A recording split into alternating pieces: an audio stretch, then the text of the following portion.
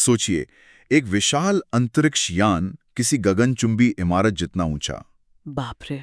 और उसके पीछे लगातार हर कुछ सेकंड में छोटे परमाणु बम फट रहे हों। हर सेकंड। हाँ, और ये यान इंसानों को सिर्फ 3 महीनों में मंगल और कुछ ही सालों में शनि तक ले जा सकता हो। कमाल है, ये तो किसी साइंस फिक्शन फिल्म जैसा लग रहा है। लगता है, पर यह हकीकत में अमेरिका का एक सीक्रेट प्रोजेक्ट था। बिल्कुल। आज हम प्रोजेक्ट ओरिएंट की गहराई में उतर रहे हैं। शीत युद्ध के दौर का ये एक ऐसा कॉन्सेप्ट था जो मतलब तकनीकी तौर पर तो संभव नजर आने लगा था, हाँ, पर इसके नैतिक और व्यावहारिक पहलू वो बेहद चौंकाने वाले थे। हमारे पास जो सामग्री है वो बताती है कि कैसे उस दौर के कुछ सबसे प्रतिभाशाली दिमागों ने परमाणु ऊर्जा को देखा, विनाश के हथियार से बदलकर अंतरिक्ष अन्वेषण के एक अविश्वसनीय साधन के रूप में। ये कहानी है वैज्ञानिक प्रतिभा की, इंजीनियरिंग के दुस्साहस की, और हाँ, गंभीर नैतिक सवालों की भी। सही कहा। और इस चर्चा का हमारा मकसद है इस महत्वाकांक्षी, लगभग कल्पनातीत लगने वाले प्रोजेक्ट की परतें खोलना। हम समझने की कोशिश करेंगे कि ये काम कैसे करने वाला था, इसके पीछे प्रेरणा क्या थी, और आखिर क्यों ये हकीकत नहीं बन पाया। ठीक है, तो चलिए शुरू करते हैं। ये विचार आया कहाँ से? परमाणु बम और अंतरिक्ष यात्रा, ये अजीबोगरीब मेल कैसे बना? हाँ, तो इसकी शुरुआत होती है दूसरे विश्व युद्ध के ठीक बाद 1946 में। मैनहट्टन प्रोजेक्ट के एक गणितज्ञ थे, स्टैनिस्लाव उलाम। हाँ, जिन्होंने बम बनाने में मदद की थी। जी, वो सोचने लगे क्या इन भयंकर शक्तिशाली विस्फोटों का इस्तेमाल किसी रचनात्मक काम के लिए हो सकता है? विनाश की जगह क्या इन्हें कहीं आगे बढ़ने प्रोपल्शन के लिए इस्तेमाल किया जा सकता है? ये तो वाकई एक दिलचस्प सोच है। उसी विनाशकारी शक्ति का एकदम उल्टा इस्तेमाल। तो उलाम ने क्या किया फिर? उन्होंने 1955 में अपने एक साथी कॉर्नेलियस एवरेट के साथ मिलकर एक औपचारिक प्रस्ताव रखा। उनका मूल विचार था, एक अंतरिक्ष यान अपने पीछे छोटे छोटे परमाणु बम गिराएगा, अच्छा, उन्हें विस्फोट करेगा, और इन धमाकों से पैदा होने वाले आवेग इम्पल्स से यान आगे बढ़ेगा। सुनने में ही ये बहुत खतरनाक और शायद थोड़ा अटपटा सा लगता है। उस वक्त लोगों की क्या प्रतिक्रिया थी? शुरुआती प्रतिक्रिया बिल्कुल वैसी ही थी जैसा कि हमारे स्रोतों से पता चलता है।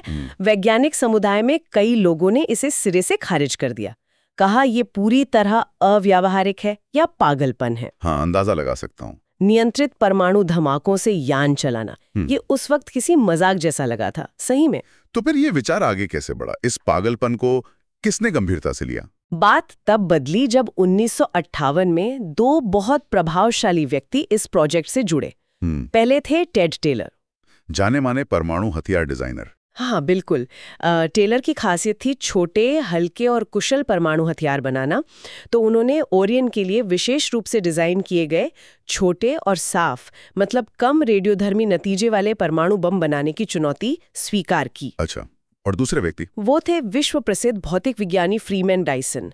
डायसन अपने गहन सैद्धांतिक काम के लिए जाने जाते थे। हाँ, उनका नाम तो सुना है। उन्होंने इस विचार का गणितीय और भौतिकीय विश्लेषण किया, और उनकी गणनाओं ने ये दिखाया कि ये सिर्फ एक जंगली विचार नहीं था, बल्कि भौतिकी के नियमों के तहत ये संभव था।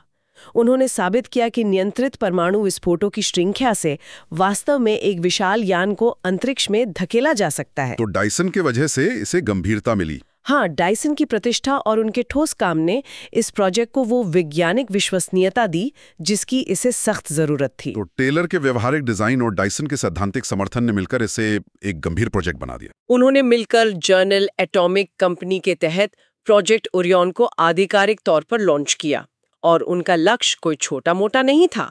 सामग्री इस बात पर प्रकाश डालती है कि उनका नारा था 1965 तक मंगल, 1970 तक शनि। वाह, 1965 तक मंगल, ये उस समय के हिसाब से तो अविश्वसनीय रूप से महत्वाकांक्षी था। बहुत ज्यादा। कमाल है। लेकिन ये काम कैसे करता? यान के पीछे लगातार परमाणु बम फोड़ना, ये सुनने में जितना आसान लगता है उतना ही खतरनाक भी। इसे नियंत्रित कैसे करते हैं? यहीं पर इंजीनियरिंग की असली चुनौती और कमाल था। सिद्धांत, जिसे न्यूक्लियर पल्स प्रोपल्शन कहा गया, वो समझने में आसान था, पर उसे हकीकत बनाना बेहद जटिल काम था। थोड़ा विस्तार से बताइए, ये न्यूक्लियर पल्स प्रोपल्शन कैसे काम करता है? कल्पना कीजिए यान के पिछले सिरे पर एक बहुत बड़ी बेहद मजबूत धातु की तश्तरी लगी है, प्लेट जैसी। हाँ, जिसे पुशर प्लेट कहा गया। ये प्लेट एक तरह के विशाल शॉक एब्जॉर्बर सिस्टम से जुड़ी थी। वो सिस्टम धमाकों के झटके को सोखकर यान को आगे धकेलने में मदद करता। ठीक है, एक बड़ी प्लेट और शॉक एब्जॉर्बर। फिर यान बड़ी सटीकता से हर कुछ सेकंड के अंतराल पर अपने पीछे एक छोटा परमाणु उपकरण फेंकता। हर कुछ सेकंड में? हाँ, ये उपकरण यान से थोड़ी सुरक्षित दूरी पर जाकर फटता। और उस धमाके का असर? धमाके से अत्यधिक गर्म आयोनित गैस यानी प्लाज्मा और एक शक्तिशाली शॉकवेव पैदा होती। ये शॉकवेव सीधे पुशर प्लेट से टकराती। हाँ, जोर का धक्का लगता होगा। बहुत जोर का। ये टक्कर एक जोरदार धक्का देती, जिससे पूरा यान आगे बढ़ता। और ये प्रक्रिया लगातार दोहराई जाती। टिक, बम फेंका, बूम, धमाका, धक्का, फिर टिक, बूम, धक्का। अच्छा। दस्तावेजों के अनुसार ये कुछ एक आंतरिक दहन इंजन जैसा था, बस यहाँ पेट्रोल की जगह परमाणु विस्फोट ईंधन का काम कर रहे थे। ये तो वाकई किसी साइंस फिक्शन फिल्म जैसा ही लग रहा है। क्या उन्होंने अलग-अलग तरह के मिशनों के लिए अलग-अलग आकार के यान सोचे थे? हाँ, बिल्कुल। मिशन की जरूरत के हिसाब से कई डिजाइन तैयार किए गए थे। स्रोत मुख्य रूप से 3 संस्करणों का जिक्र करते हैं, जिनका पैमाना और क्षमता हैरान करने वाली थी। कौन-कौन से थे वो, जरा बताइए। सबसे पहले था बेसिक ओरियन। इसका व्यास करीब 40 मीटर होता, लगभग 130 फीट। काफी बड़ा है। हाँ, और सोचिए, ये अकेला ही 100 टन वजन यानी पेलोड चांद या मंगल तक ले जा सकता था। 100 टन? ये तो आज के सबसे शक्तिशाली रॉकेटों की क्षमता से भी कई गुना ज्यादा है। बिल्कुल। इसमें लगने वाले परमाणु उपकरण तुलनात्मक रूप से छोटे होते, लगभग 0.1 किलोटन क्षमता के। अच्छा, और दूसरा संस्करण? वो था इंटरप्लैनेटरी ओरियन। ये और भी विशाल था, 100 मीटर व्यास। 100 मीटर यानी लगभग एक फुटबॉल मैदान जितना बड़ा। सही समझे। इसकी पेलोड क्षमता 1000 टन थी। इसे बाहरी ग्रहों जैसे बृहस्पति या शनि तक भारी मिशन भेजने के लिए डिजाइन किया गया था। इसके परमाणु उपकरण थोड़े बड़े होते, लगभग 1 किलोटन के। 1000 टन? इससे तो पूरा स्पेस स्टेशन या शायद छोटा शहर ही ले जा सकते हैं। हाँ, कल्पना तो ऐसी ही थी। और तीसरा, वो क्या था? वो तो और भी बड़ा होगा। तीसरा सबसे महत्वाकांक्षी और लगभग अविश्वसनीय था सुपर ओरियन। जरा इसके आकार की कल्पना कीजिए, 400 मीटर व्यास। क्या? 400 मीटर? यानी लगभग आधा किलोमीटर चौड़ा? जी हाँ। इसकी पेलोड क्षमता थी 80 लाख टन। 80 लाख टन? हाँ, इसे किसी ग्रह तक जाने के लिए नहीं, बल्कि तारों तक की यात्रा, इंटरस्टेलर ट्रैवल के लिए डिजाइन किया गया था। आधा किलोमीटर चौड़ा यान, 80 लाख टन, ये तो कल्पना से भी परे है। इसे पृथ्वी से लॉन्च कैसे करते भला? सुपर ओरियन इतना भीमकाय था कि उसे पृथ्वी पर बनाकर लॉन्च करना संभव ही नहीं था। योजना थी कि इसके हिस्सों को पारंपरिक रॉकेटों से कक्षा में भेजा जाएगा और वहीं इसे जोड़ा जाएगा, ऑर्बिट में असेंबल किया जाएगा। हाँ, बिल्कुल। इसका शॉक एब्जॉर्बर सिस्टम इतना मजबूत बनाया जाना था कि वो 1000 से ज्यादा लगातार परमाणु धमाकों के झटके झेल सके। इसके परमाणु उपकरण सबसे शक्तिशाली होते, करीब 20 किलोटन तक के। जरा सोचिए उस पैमाने को। आधा किलोमीटर चौड़ा यान परमाणु धमाकों से चलता हुआ, कल्पना करना भी मुश्किल है। और इनकी रफ्तार, क्या ये वाकई तेज थे? रफ्तार भी उतनी ही प्रभावशाली थी। अनुमान था कि बेसिक ओरियन प्रकाश की गति का 5% तक पहुंच सकता था। 5%? वो भी बहुत है। हाँ, इंटरप्लैनेटरी ओरियन 8% तक, और सुपर ओरियन वो अविश्वसनीय रूप से प्रकाश की गति के 10% तक की रफ्तार पकड़ सकता था। 10%? प्रकाश की गति का 10%? इससे तो हमारे सबसे करीबी तारे प्रॉक्सिमा सेंटोरी तक पहुंचने में दशकों लगते, सदियां नहीं। बिल्कुल। लेकिन क्या ये सब सिर्फ कागजों पर था या उन्होंने कोई असली परीक्षण भी किए? हाँ, कुछ सीमित लेकिन महत्वपूर्ण परीक्षण किए गए थे। 1964 में कैलिफोर्निया के रेगिस्तान में वैज्ञानिकों ने ओरियन के छोटे प्रोटोटाइप मॉडल उड़ाए। अच्छा, कैसे? सुरक्षा कारणों से इनमें परमाणु बमों की जगह बहुत शक्तिशाली पारंपरिक विस्फोटकों का इस्तेमाल किया गया, और नतीजे उत्साहजनक थे। ये छोटे मॉडल विस्फोटकों के धमाकों से सफलतापूर्वक हवा में उठे और उड़े भी। लेकिन पारंपरिक विस्फोटक और परमाणु बम की शक्ति में तो बहुत अंतर होता है। परमाणु धमाके के असर का अंदाजा कैसे लगाया उन्होंने? उसके लिए उन्होंने अमेरिकी सरकार द्वारा पहले किए गए कुछ परमाणु परीक्षणों, खासकर ऑपरेशन प्लम बम के डेटा का गहन अध्ययन किया। अच्छा, उस डेटा से क्या पता चला? उन परीक्षणों में धातुओं पर परमाणु धमाकों के असर को मापा गया था। उस डेटा से पुष्टि हुई कि ओरायन की पुशर प्लेट और शॉक एब्जॉर्बर सिस्टम का डिजाइन सैद्धांतिक रूप से परमाणु विस्फोट के प्रचंड बल को झेल सकता है और उसे यान को आगे धकेलने वाली शक्ति में बदल सकता है। तो सिद्धांत काम कर रहा था, छोटे मॉडल उड़ रहे थे, फिर भी राह में मुश्किलें तो होंगी बहुत सारी। बिल्कुल, और वो मुश्किलें बहुत बड़ी और गंभीर थीं। सबसे पहली और सबसे बड़ी चिंता थी चालक दल के लिए विकिरण से बचाव, रेडिएशन शील्डिंग। हाँ, वो तो होगी। लगातार हो रहे परमाणु धमाकों से निकलने वाले खतरनाक न्यूट्रॉन और गामा विकिरण से अंतरिक्ष यात्रियों को कैसे पूरी तरह सुरक्षित रखा जाए, ये एक बहुत बड़ी चुनौती थी। इसके लिए यान में बहुत भारी और मोटी शील्डिंग लगानी पड़ती, जिससे यान का वजन और बढ़ जाता। और तकनीकी दिक्कतें पुर्जों वगैरह की कई थीं, जैसे बॉम्ब फेंकने वाले तंत्र की अत्यधिक सटीकता, प्रिसिजन ऑफ बॉम्ब इजेक्शन, वो बहुत जरूरी थी। क्यों? अगर बॉम्ब जरा भी गलत समय पर या गलत जगह फटता तो वो यान को ही नुकसान पहुंचा सकता था, या धक्का सही दिशा में नहीं लगता। सीधी सी बात है। हाँ, समझ गया। इसके अलावा हर धमाके से होने वाले अत्यधिक कंपन, वाइब्रेशन कंट्रोल, उसे कैसे नियंत्रित किया जाए ताकि यान और उसके अंदर के उपकरण सुरक्षित रहें, ये भी एक जटिल इंजीनियरिंग समस्या थी। और सबसे जाहिर सवाल परमाणु नतीजों का क्या होता? वो रेडियोधर्मी कचरा, न्यूक्लियर फॉलआउट। ये शायद सबसे बड़ी पर्यावरणीय और नैतिक बाधा थी। अगर यान को पृथ्वी के वायुमंडल के अंदर से लॉन्च किया जाता, जैसा कि कुछ शुरुआती डिजाइनों में सोचा गया था, हाँ, तो हर लॉन्च के साथ भारी मात्रा में रेडियोधर्मी पदार्थ वायुमंडल में फैलता। अगर इसे अंतरिक्ष में भी इस्तेमाल करते तो भी लगातार हो रहे हजारों धमाकों से अंतरिक्ष में रेडियोधर्मी कचरा फैलता, जिसके दीर्घकालीन परिणाम क्या होते कोई नहीं जानता था। तो ये तकनीकी और सुरक्षा चुनौतियां तो थी ही, लेकिन क्या यही मुख्य कारण थे कि प्रोजेक्ट बंद हो गया, या कहानी कुछ और है? तकनीकी चुनौतियां बेशक थीं और शायद वो हल हो भी जाती, लेकिन प्रोजेक्ट के अंत का मुख्य कारण राजनीतिक और नैतिक था। 1963 में एक बहुत महत्वपूर्ण अंतर्राष्ट्रीय समझौता हुआ, आंशिक परमाणु परीक्षण प्रतिबंध संधि, पार्शियल टेस्ट बैन ट्रीटी। इस संधि ने क्या किया? इसने कैसे रोक दिया इसे? इस संधि पर अमेरिका, सोवियत संघ और ब्रिटेन समेत कई देशों ने हस्ताक्षर किए।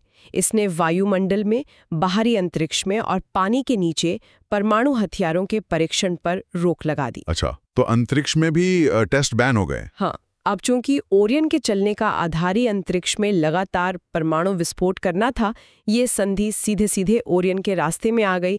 इसने प्रभावी रूप से प्रोजेक्ट की कानूनी जमीन ही खत्म कर दी। यानी अंतर्राष्ट्रीय राजनीति और हथियार नियंत्रण की चिंताओं ने इस महत्वाकांक्षी अंतरिक्ष प्रोजेक्ट पर ब्रेक लगा दिया। हाँ, और ये दिखाता है कि कैसे तकनीकी संभावनाएं अक्सर राजनीतिक और नैतिक बाधाओं से टकरा सकती हैं। सिर्फ टेक्नोलॉजी ही सब कुछ नहीं होती है ना। सही बात है। इसके साथ ही पर्यावरणीय चिंताएं भी बढ़ रही थीं। पर्यावरण समूहों और कई वैज्ञानिकों ने इसका कड़ा विरोध किया। उनका तर्क था कि इतने सारे परमाणु विस्फोट अंतरिक्ष में करने से पृथ्वी का मैग्नेटोस्फीयर और ऊपरी वायुमंडल दूषित हो सकता है और लंबे समय में इसके अज्ञात खतरे हो सकते हैं। क्या उस वक्त ये माना गया कि ये जोखिम फायदे से ज्यादा हैं, या फिर नासा जैसी संस्थाओं का ध्यान कहीं और था? दोनों बातें थीं। जोखिम बहुत बड़े थे और अनिश्चित भी। साथ ही जैसा हमने पहले बात की, कई गंभीर इंजीनियरिंग समस्याएं अभी भी पूरी तरह सुलझी नहीं थीं। बमों का सटीक इजेक्शन, विकिरण से पूरी सुरक्षा, और लॉन्च के दौरान किसी परमाणु दुर्घटना का खतरा, वो भी तो था। हाँ, वो सबसे डरावना पहलू था। उसी समय नासा पारंपरिक रासायनिक रॉकेटों पर, खासकर अपोलो मिशन के लिए सैटर्न वी जैसे विशाल रॉकेटों पर अपना पूरा ध्यान और पैसा लगा रहा था, जो कम विवादास्पद और ज्यादा सुरक्षित माने जाते थे। बिल्कुल। ओरियन बहुत महंगा, बहुत जोखिम भरा और अब एक तरह से गैर कानूनी भी लगने लगा था। धीरे धीरे इसकी फंडिंग कम होती गई और आखिरकार 1965 में इसे आधिकारिक तौर पर रद्द कर दिया गया। तो अंतरिक्ष अन्वेषण का एक बहुत ही अनोखा और शायद सबसे शक्तिशाली सपना अधूरा रह गया। लेकिन क्या ओरियन का विचार पूरी तरह मर गया? क्या इसकी कोई विरासत बची है? कुछ असर?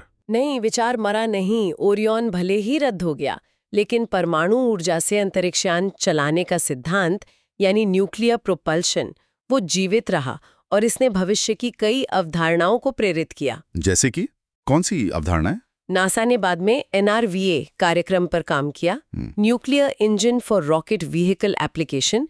ये परमाणु तापीय रॉकेट का इस्तेमाल करता था, जिसमें परमाणु रिएक्टर की गर्मी से हाइड्रोजन गैस को गर्म करके तेजी से बाहर फेंका जाता था। अच्छा, ये धमाकों वाला तरीका नहीं था? नहीं, ये अलग था, पर था परमाणु ऊर्जा पर आधारित ही। इसी तरह ब्रिटिश इंटरस्टेलर सोसाइटी ने प्रोजेक्ट डेडेलस नाम से एक अध्ययन किया जो ओरियन से सीधे प्रेरित था। इसमें एक मानव रहित यान को पास के तारे तक भेजने के लिए परमाणु संलयन मतलब न्यूक्लियर फ्यूजन पर आधारित पल्स प्रोपल्शन का प्रस्ताव था। और क्या हाल के दिनों में भी इसका कोई असर दिखता है आजकल की योजनाओं पर? अप्रत्यक्ष रूप से हाँ। आज जब हम ब्रेक थ्रू स्टारशॉट जैसी पहलों को देखते हैं, जो लेजर से यान धकेलने वाली हैं, वही जो छोटे अंतरिक्ष यानों को लेजर बीम से धकेलकर तारों तक भेजने का लक्ष्य रखती हैं, तो कहीं ना कहीं ओरायन जैसी बड़ी साहसिक सोच की झलक मिलती है। मतलब अंतरिक्ष यात्रा के लिए पारंपरिक तरीकों से हटकर कुछ क्रांतिकारी करने का जज्बा। तो इसने कम से कम सोचने के दायरे को तो जरूर बढ़ा किया।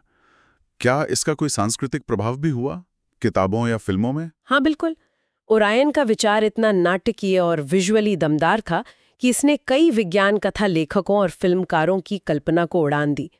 जैसा कि सामग्री बताती है, लैरी निवेन और जेरी पॉर्नेल की मशहूर किताब फुटफॉल में एक एलियन सभ्यता ओरायन जैसे ही परमाणु धमाकों से चलने वाले यान का इस्तेमाल करती है। अच्छा। कई फिल्मों और टीवी शोज जैसे स्टार ट्रेक में भी विशाल शक्तिशाली अंतरिक्ष यानों की जो अवधारणा दिखती है, उसमें कहीं ना कहीं ओरायन की छाप महसूस होती है। यहाँ तक कि फॉलआउट और कॉल ऑफ ड्यूटी जैसे वीडियो गेम्स में भी परमाणु प्रणोदन या उससे मिलते जुलते विचार इस्तेमाल किए गए हैं। और इसने निश्चित रूप से एक बड़ी नैतिक बहस भी छिड़ी होगी जो आज भी प्रासंगिक है, मतलब सुरक्षा बनाम महत्वाकांक्षा। निश्चित रूप से ओरियन ने एक मौलिक सवाल खड़ा किया, महत्वाकांक्षी अंतरिक्ष अन्वेषण के लक्ष्यों को पाने के लिए हम कितना जोखिम उठाने को तैयार हैं? क्या पर्यावरण और सुरक्षा से समझौता किया जा सकता है? ये सवाल आज भी उतना ही महत्वपूर्ण है जब हम मंगल पर इंसान भेजने या उससे भी आगे जाने की योजनाएं बनाते हैं। कितना जोखिम स्वीकार्य है और किसके लिए, ये बड़े सवाल हैं। हमने मिशन अवधियों की बात की थी। अगर ओरियन सफल होता तो यात्राएं कितनी छोटी हो जाती? एक बार फिर याद दिलाइए। आंकड़े वाकई सोचने पर मजबूर करते हैं। सूत्रों के अनुसार बेसिक ओरियन से मंगल तक पहुंचने में सिर्फ 3 महीने लगते। सिर्फ 3 महीने? हाँ। इंटरप्लैनेटरी ओरियन शनि तक सिर्फ 2 साल में पहुंच सकता था और सुपर ओरियन, उससे हमारे सबसे करीबी तारे अल्फा सेंटोरी तक की यात्रा लगभग 100 साल में पूरी हो सकती थी। 100 साल? फिर भी आज की तकनीक से तो कहीं बेहतर। कल्पनातीत रूप से तेज। सामग्री में कुछ अक्सर पूछे जाने वाले सवालों के जवाब भी हैं, जैसे क्या कोई असली उड़ने लायक यान बना था? नहीं, जैसा हमने चर्चा की, कोई पूर्ण आकार का परमाणु संचालित यान कभी नहीं बना। केवल छोटे पैमाने के मॉडल का परीक्षण परंपरागत विस्फोटकों से हुआ था। क्या ये तकनीक आज संभव है? अगर हम चाहें तो बना सकते हैं? तकनीकी रूप से शायद हाँ। बहुत सारे सुधारों और सुरक्षा उपायों के साथ इसे फिर से डिजाइन किया जा सकता है, लेकिन मौजूदा परमाणु परीक्षण संधियों के कारण राजनीतिक और कानूनी तौर पर यह लगभग असंभव है, कम से कम अभी के लिए तो। इसका सबसे बड़ा नकारात्मक पहलू क्या था? सबसे बड़ी गड़बड़ क्या थी? बिना शक परमाणु नतीजा, फॉलआउट और विकिरण का खतरा। ये चालक दल पृथ्वी के पर्यावरण और शायद पूरे सौरमंडल के लिए भी एक बड़ा खतरा बन सकता था। और क्या ये वाकई तारों तक यात्रा करा सकता था? Interstellar travel? सैद्धांतिक रूप से हाँ। सुपर ओरायन संस्करण इसी उद्देश्य से डिजाइन किया गया था। प्रकाश की गति का 10% हासिल करना इसे अंतरतारकीय यात्रा के लिए सक्षम बनाता। हालांकि 100 साल की यात्रा भी अपने आप में मानव जीवन काल के लिहाज से एक बहुत बड़ी चुनौती होती। तो कुल मिलाकर देखें, प्रोजेक्ट ओरायन शायद मानव इतिहास का सबसे साहसी, सबसे शक्तिशाली और शायद सबसे खतरनाक अंतरिक्ष यात्रा का सपना था जो कभी हकीकत नहीं बन पाया। बिल्कुल सही कहा। यह हमें सिखाता है कि सिर्फ तकनीकी रूप से कुछ कर पाना ही काफी नहीं होता। नैतिक चिंताएं, राजनीतिक वास्तविकताएं और पर्यावरणीय जिम्मेदारियां अक्सर हमारी सबसे ऊंची महत्वाकांक्षाओं पर भी लगाम लगा सकती हैं। तो यहाँ से हमारे लिए मुख्य सीख क्या है? क्या सबक मिलता है इससे? मेरे विचार में मुख्य सीख ये है कि ओरियन हमें दिखाता है कि इंसान कितने बड़े पैमाने पर, कितनी रचनात्मकता और साहस के साथ सोच सकता है। भले ही ये प्रोजेक्ट नाकाम रहा, इसने भविष्य के अन्वेषण के लिए हमारी कल्पना की सीमाओं को धकेला। इसने दिखाया कि अगर हम चाहें तो असाधारण लक्ष्य निर्धारित कर सकते हैं। सही है। और ये हमें एक दिलचस्प विचार के साथ छोड़ जाता है। क्या कभी भविष्य में जब हमारी तकनीक और समझ और बेहतर होगी, हम परमाणु पल्स प्रपल्शन के सिद्धांत पर आधारित कोई नया, ज्यादा सुरक्षित तरीका खोज पाएंगे? शायद बिना परमाणु धमाकों के किसी और तरह की नियंत्रित ऊर्जा पल्स का इस्तेमाल करके। ये सोचना दिलचस्प है कि क्या ओरियन का भूत भविष्य में किसी नए, बेहतर रूप में लौट सकता है, कौन जाने।